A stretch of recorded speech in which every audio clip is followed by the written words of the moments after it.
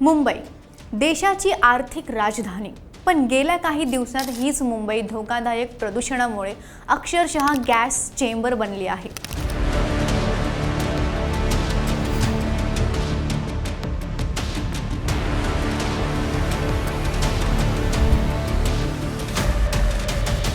AQI म्हणजेच air quality index सतत 300च्या पुढे आणि काही भागात तर थेट अत्यंत धोकादायक पातळी गाठली आहे। लोकांनी श्वास तरी कसा घ्यायचा हा प्रश्न उभा राहिलाय। मात्र इतक्या झपाट्याने हवेची गुणवत्ता खराब होण्याचं मूळ कारण काय?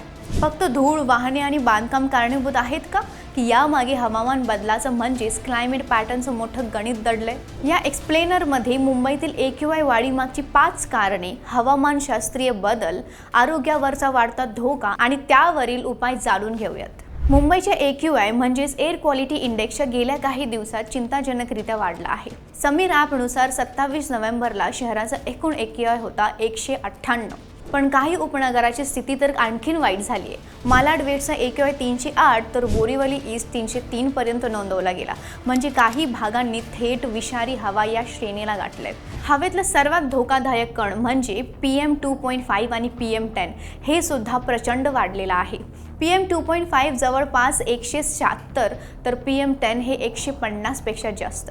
हे दोन्ही कण आकाराने सूक्ष्म पण आरोग्यासाठी अत्यंत घातक असतात।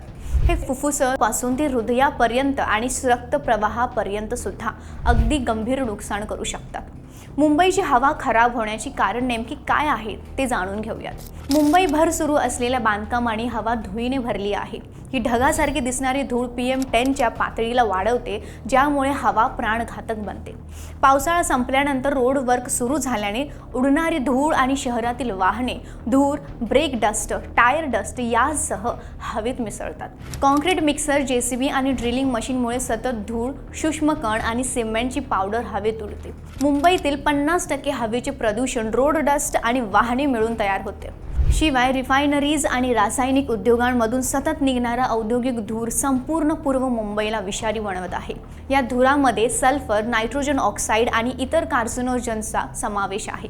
ही धूळ थेट हवेत मिसळते आणि शहरभर पसरते, ज्यामुळे PM2.5 आणि PM10 सारख्या हानिकारक कणाची पातळी वाढते। यामुळे फुफ्फुस, हृदय आणि रक्तप्रवाह यावर गंभीर परिणाम होऊ शकतो। या व्यतिरिक्त डोंगरी, धारावी आणि देवनार सारख्या भागांमध्ये उघड्यावर कचरा जाळवणे हा प्रकारही वाढला आहे। प्लास्टिक जळल्याने हवेत विषारी धूर मिसळतो। मागील हिवाळ्यात सर्वाधिक उल्लंघन देवनारमध्ये आढळलं। तसेच मुंबई डेटा सेंटरच्या झपाट्याने वाढत्या मागणीमुळे विद्युत पुरवठा कमी पडल्यास डिझेल जनरेटर चालू होतात आणि हे डिझेल जनरेटर सेट्स शहरातील प्रदूषणाची एक महत्त्वाची कारण बनली आहे। साधारणपणे मुंबईला दररोज अरबी समुद्राकडून येणारा समुद्री वारा हवा स्वच्छ करतो, पण यावर्षी ला नीनामुळे वारा बदलला आणि समुद्री वारा कमी झालाय। त्यामुळे हवेतले प्रदूषण शहरावर स्थिर राहिले। त्यावर आणखी एक प्रभाव म्हणजे उष्ण हवामान आणि जास्त आर्द्रता, आणि यामुळेच ॲटमॉस्फेरिक लीड तयार होते, ज्यामुळे प्रदूषण जमिनीच्या जवळच अडकते, वर जात नाही। याशिवाय पावसाळा संपल्यामुळे नैसर्गिक पद्धतीने हवा स्वच्छ करण्याची प्रक्रिया थांबली आहे। त्यामुळे प्रदूषण कमी होत नाही आणि हवेतील विषारी कण सतत वाढत राहतात। अचानक प्रदूषण वाढल्यामुळे नागरिकांच्या आरोग्यावर गंभीर परिणाम दिसून येते। श्वासनाच्या त्रासांपासून ते दम्याचे अटॅक होणे, हृदयविकाराचे झटके, मुलांमध्ये सतत खोकला तर वृद्धांमध्ये श्वास घेण्यास अडचण यासारखी समस्या वाढत आहे।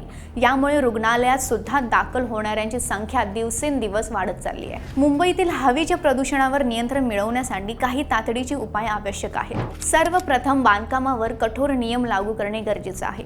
डस्ट नेट्स लावणे, पाण्याची फवारणी करणे आणि कव्हर न केलेले ट्रक बंद करणे। रस्त्यांवरील धूळ कमी करण्यासाठी रस्ते नियमित स्वच्छ ठेवणे आणि व्हॅक्यूम मशीनचा वापर करणे आवश्यक आहे।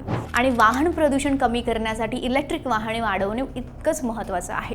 डिझेल जनरेटर सेट्स ऐवजी सौर ऊर्जा, बॅटरी स्टोरेज आणि इतर ग्रीन एनर्जी स्रोतांचा वापर प्रोत्साहित करावा।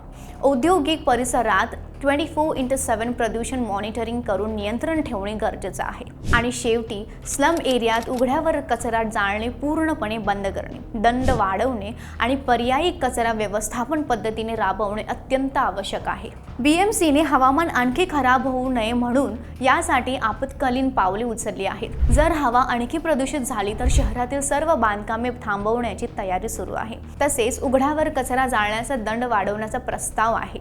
मागील वर्षी तो फक्त 100 रुपये होता, तर त्यानंतर 500 आणि आता 5000 रुपये पर्यंत वाढवला जाणार आहे. याशिवाय औद्योगिक धुरावरील तपासणीही वाढवण्यात आली आहे, जेणेकरून प्रदूषणावर नियंत्रण ठेवता येईल. मुंबईची हवेची गुणवत्ता कमी होणे हा फक्त प्रदूषणाचा मुद्दा नाहीये, हा जीवन मरणाचा प्रश्न आहे.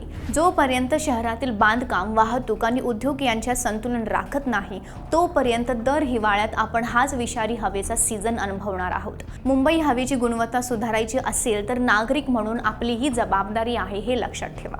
तर हा विषय तुम्हाला कसा वाटला हे कमेंटमध्ये नक्की सांगा. व्हिडिओला लाईक करा, शेअर करा आणि आमच्या YouTube चॅनलला सबस्क्राईब करा.